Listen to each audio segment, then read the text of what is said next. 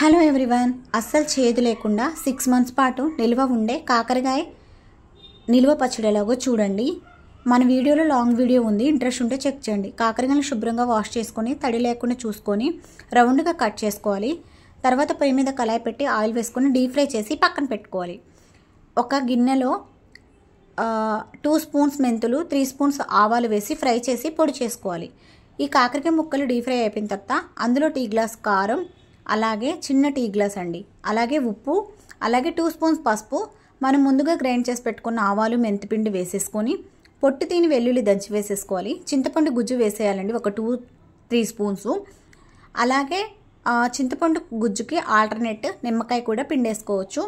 తర్వాత వీటన్నిటిని చక్కగా కలుపుకొని మనం ఫ్రై చేసినప్పుడు మిగిలిపోయిన ఆయిల్లో కొంచెం ఆయిల్ వేసి వేడి చేసుకొని అవి చల్లారిన తర్వాత ఈ ఆయిల్ వేసి కలుపుకోవడమే. నచ్చితే సబ్స్క్రైబ్.